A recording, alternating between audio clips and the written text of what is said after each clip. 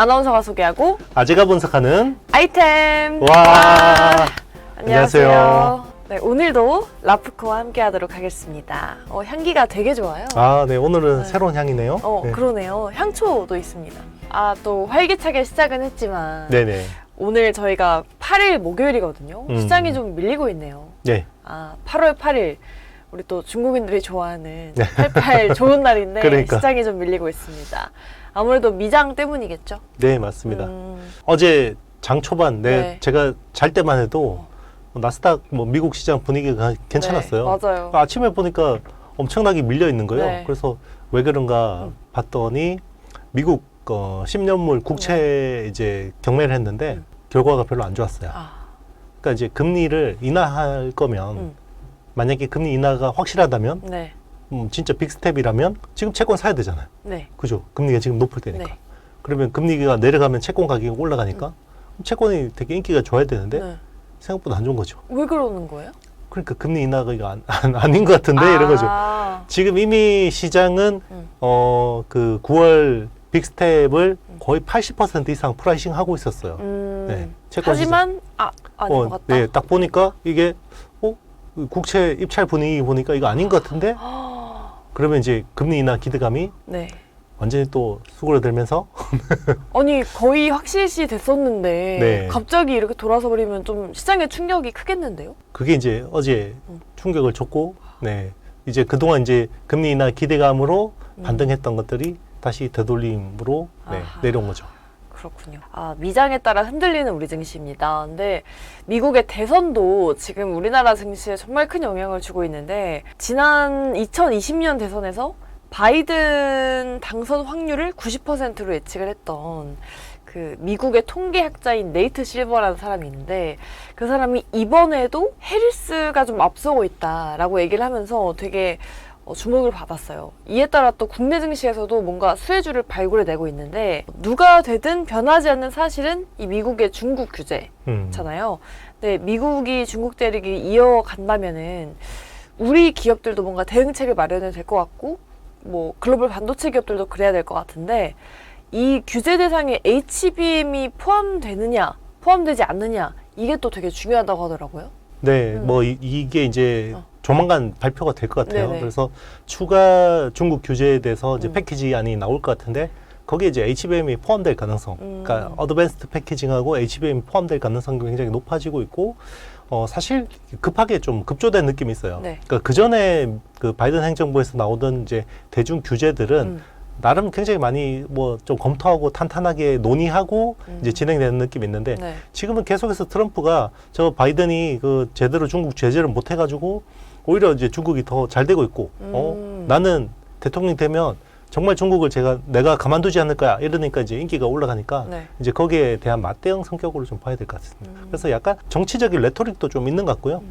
그래서 이거는 조금 더 지켜보긴 해야 될 것 같긴 한데 근데 이제 HBM이 포함되는데 사실 이게 지금 쓰이는 엔비디아 가속기에 쓰이는 HBM3나 HBM3 정도면 이제 어느 정도 그래 그럴 수 있겠다라고 네. 하는데 지금 중국에 파는 거는 HBM2E 이하 제품이에요. 네. 그러면 3세대 이하 제품이면 벌써 지금 엔비디아가 쓰는 거하고 2세대 이상 차이가 나는 제품이기 네. 때문에 이것까지 다 포함할지는 좀 더 지켜봐야 되겠습니다. 근데 그래서 지금 중국의 화웨이 그리고 바이두 이런 기업들이 이 삼성전자의 HBM을 엄청 사재기 하고 있다고 하더라고요. 네네. 그렇죠. 이제 한번 이제 당해봤으니까 그러니까 이제 지금 화웨이 같은 경우는 자체 AI 가속기가 있어요. 네. 자기들이 설계해서 쓰는 어센트 6라는 게 이제 있는데 거기에 삼성전자의 HBM2E를 써요. 2E. 네, 3 말고. 네. 2E를 쓰고 있는데 이제 이런 것들을 미리 땡겨 놓는 거죠. 그리고 바이두 같은 업체들도 자체 AI 가속기들이 있기 때문에 네. 이제 그런 쪽을 재고를 많이 땡겨 놓고 있는데 사실 삼성전자가 상반기 기준으로 보면 HBM 매출에서 중국 비중이 30%나 됩니다. 높은 거잖아요. 네, 맞습니다. 그래서 지금 SK하이닉스는 중국 쪽에 거의 안 팔고 네네. 있거든요. 그리고 마이크론도 사실 그동안 중국 쪽 비즈니스는 굉장히 축소를 시켜왔기 때문에 오히려 만약에 이제 제재가 되면 삼성이 제일 피해를 본다라는 건데 저는 사실 그렇게 보진 않습니다. 왜요? 왜냐하면 상반기에서 중국 비중이 30%라 그러면 굉장히 커 보이잖아요. 네. 근데 HBM 그 매출 사이즈 자체가 별로 삼성이 아. 네, 지금은 뭐 아직 엔비디아 향으로 본격화된 것도 아니고, 네. 예, 그리고 이제 지금 사실 주력 고객은 AMD란 말이에요. 아. 근데 AMD의 HBM3나 이런 것들이 이제 중요한 거지. 네. 그런 것들은 중국에 파는 거는 사실 그렇게 마진율이 높지도 않고요. HBM2라는 아이템이 네. 마진율이 그렇게 높은 것도 아니고, 지금은 이제 삼성은 이 부분이 디램이나 낸드 플래시 같은 커머디티 메모리 쪽이 더 중요하고, 네. 여기서 이제 모멘텀은 이제 엔비디아향 HBM3 납품이잖아요. 아. 네, 그래서 중국 쪽은 그냥 노이즈 정도라고 생각합니다. 그러면은 2분기 어쨌든 HBM 쪽의 실적이 좋았잖아요. 네. 그러면 3분기에는 HBM 쪽이 조금 내려갈 수도 있을까요? 실적이? 재고를 미리 당겨 놓으면 어. 좋게 나오겠죠. 아. 그러니까 이제 가수요까지 다 더해진 거죠. 네네. 그래서 이제 아마 가수요가 다 포함되고 네. 그 뒤에 이제 나오는 4분기나 내년 상반기에는 중국향 쪽이 빠지겠죠. 아하. 네. 안 그래도 그 여쭤보려 했거든요. 삼성이 이 중국 의존도가 높으니까 피해를 받지 않을까 싶었는데 그건 아직까지는 아니다. 피해를 보긴 하죠. 근데 이제 네. 이게 사실 중요한 아이템은 네. 아니라는 거예요. 아. 그러니까 중국에다가 만약에 HBM3나 네. HBM3 같은 고부가 제품들을 팔고 있었다 그러면 네. 문제가 될 수 있는데, 사실 그런 HBM을 쓸 만큼 중국의 반도체가 좋진 않거든요. 아하. 프로세서들이. 네. 네, 그런 이유가 있죠. 근데 엔비디아는 또 여기에 미리 이제 대응을 했던 게 예전에 이제 성능이 좀 낮은 H20 같은 칩을 만들어서 이제 중국에 수출한다. 근데 거기에 또 좀 그렇지만 삼성의 HBM이 들어간다고 하잖아요. 근데 좀 약간 뭐랄까 위상이 좀 떨어지는 그런 일이긴 하죠. 네. 삼성이 칩을 쓰는 게. 네.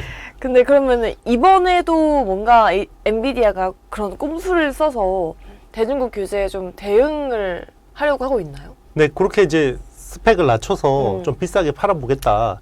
사실 예전에도 좀 재미를 봤잖아요. 네. 뭐 A800 네. 이런 것들 그 성능을 거의 반절 이하로 떨어뜨리고 네. 가격은 비슷하게 받아가지고 엄청난 게 먹었는데, 네. 그게 제재 또 미국 정부가 하지 마 그래가지고 못했단 말이에요. 아. 또 이번에도 또 해보려고 하는데, 제가 보기에는 이거를 미국 정부가 용인해 줄지 모르겠습니다. 또 뭐 그래서 일단은 간보기 하는 것 같아요. 일단 네. 한번 내보고 반응 보고 하지 마 그러면 화들짝 놀라서 그런 거 아닐까 싶어요. 네.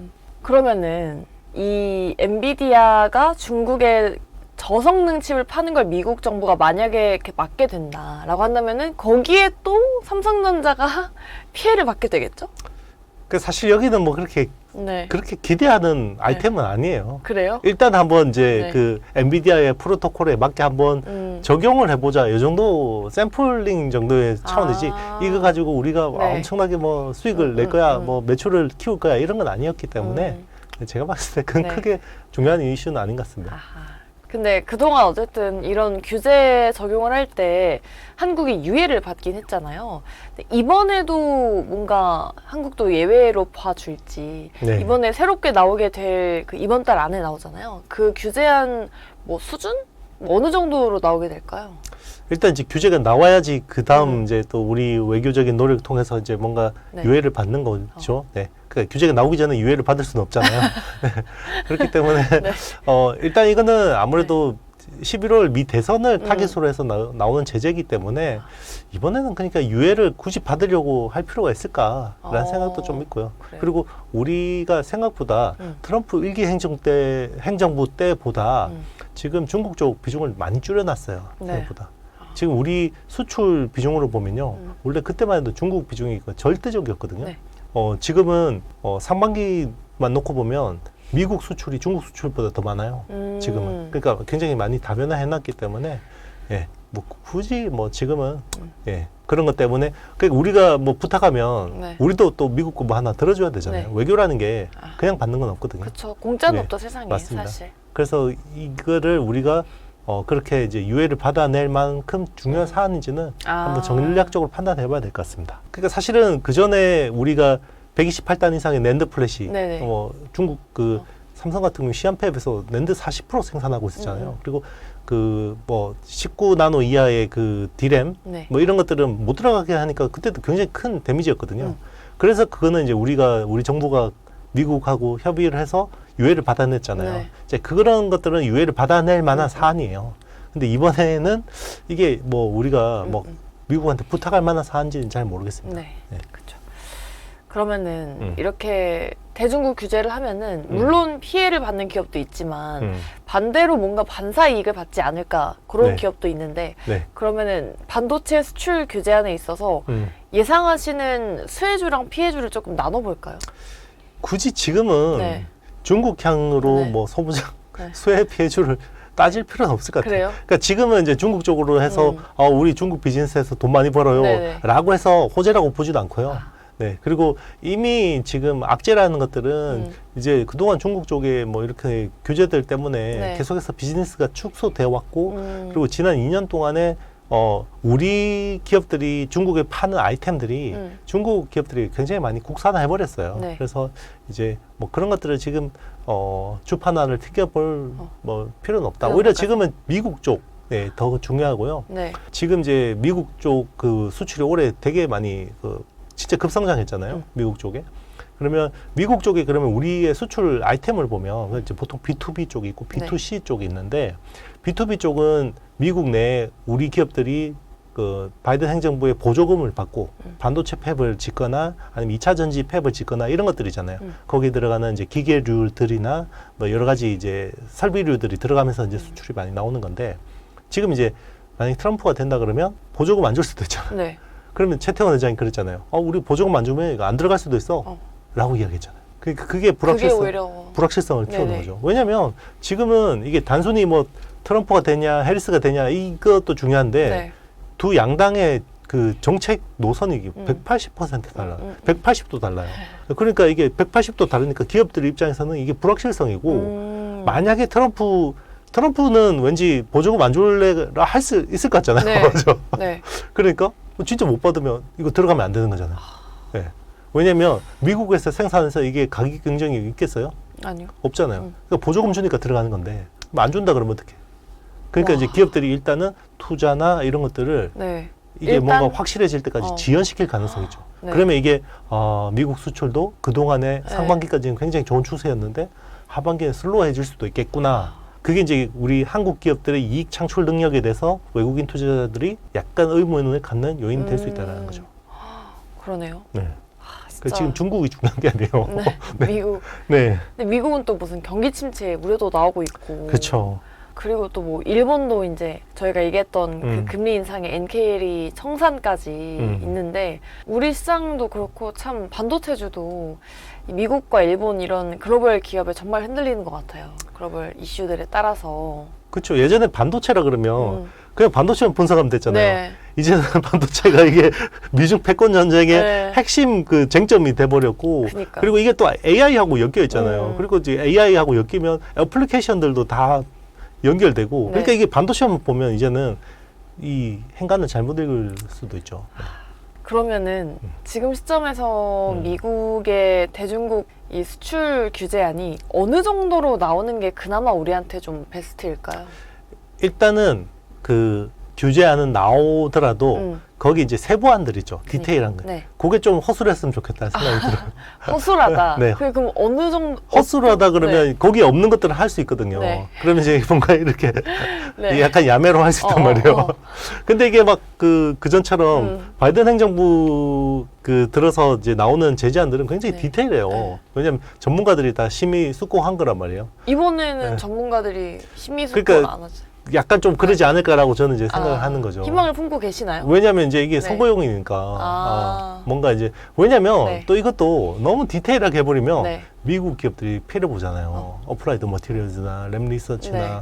그러면 그런 회사들도 뭔가 계속 열심히 로비하고 있을 거 아니에요. 그러니까 이번에는 좀 이제 나오는데 네. 그냥 한번 심리적인 요인만 그냥 건드리고 그냥 실제로 펀더멘탈에는 큰 영향이 없었으면 좋겠다라고 생각합니다. 네. 미국 기업들이 좀 열심히 로비를 해주기를. 지금 굉장히 열심히 로비하고 있을 거예요. 더 열심히 하기를. 그래서 사실 로비는 트럼프한테 잘 먹히긴 하는데 아, 그래요?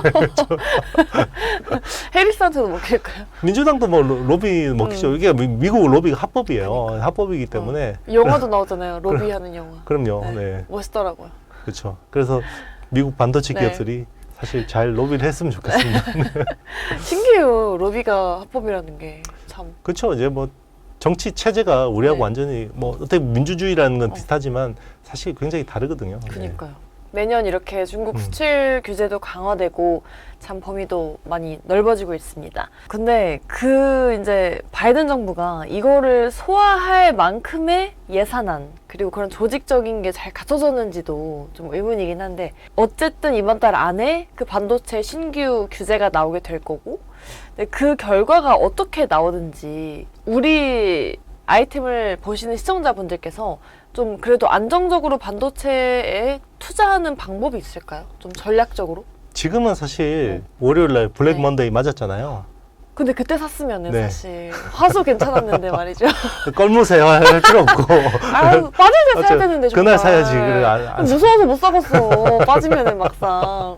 갑자기 왜 전라도 사투리라고 그러세요? 아 전라도인가요?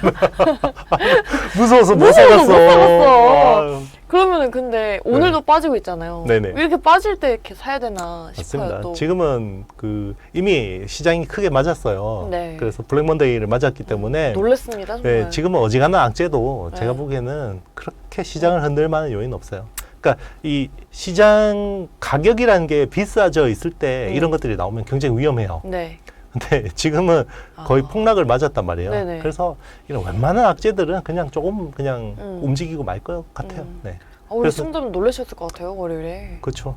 그래서 많이 놀라셨죠 우리 대표님도. 지금 이제 용기를 내야죠. 어. 네, 용기를 아 그래요? 그럴 때 용기를 내시고, 네. 네. 그리고 큰 종목 중심으로 접근하시고요. 그래서 삼성전자 같은 뭐 국내에서는 이런 기업들, 네. 그리고 미국은 빅테크, 물려도 빅테크, 네, 음. 물려도 빅테크입니다. 네, 물려도 빅테크에 물리는 게 좀 마음이 편하긴 하죠. 그럼요. 지금 이익 창출 능력으로 보면 빅테크 말고는 지금 답이 없어요. 제가 계속 네. 이야기했잖아요. S&P 500하고 S&P 500에서 M7을 빼면 EPS가 형편없어요. 지금 빅테크들이 다 EPS를 네. 성장시키고 있기 때문에 쏠림 현상이 그동안 과했고 그 쏠림 그러니까 이제 빅테크들의 전체 시총에서 비중이 역대급으로 높아져 있었거든요. 네. 근데 이번 폭락으로 빅테크들이 빠졌잖아요. 그럼 그게 완화됐어요. 그럼 다시 또 이렇게 그러니까 이게 이런 이야기를 하거든요. 상승은 이걸 쌓아가는 거고 하락은 붕괴시킨다라는 거거든요. 그러니까 이제 이 집중도를 계속해서 네. 쌓아오면서 집중도가 너무 높아졌어요. 근데 이게 확 붕괴되잖아요. 그럼 또 쌓아가는 거죠. 네. 쌓는 데는 참 오래 걸리는데 그쵸? 맞습니다. 빠질 때는 한 번에 빠져요. 한 번에 빠져요. 빠질 때 계단식으로 내려오면 얼마나 괴로운지 아세요? 한 방에 붕괴하는 게 나아요. 차라리 약간 손절할까라고 생각할 수도 있지. 손절도 못해요. 이렇게 그게 2022년 어. 지수가 3,300에서 2,100까지 빠질 때 그랬거든요. 진짜 그때는 3,300. 손절도 못 한다니까요. 오히려 맞아요. 이렇게 붕괴됐다 네. 반등하는 게 나아요. 아. 네. 그쵸. 근데 그때 월요일에 훅 빠졌을 때 그나마 저가 매수세가 들어오긴 했잖아요. 그렇죠. 네, 과대 낙폭이라는 거는 동의하지만 뭔가 반도체 업황 이 사이클 자체에 있어서는 뭔가 회의론자들도 있잖아요.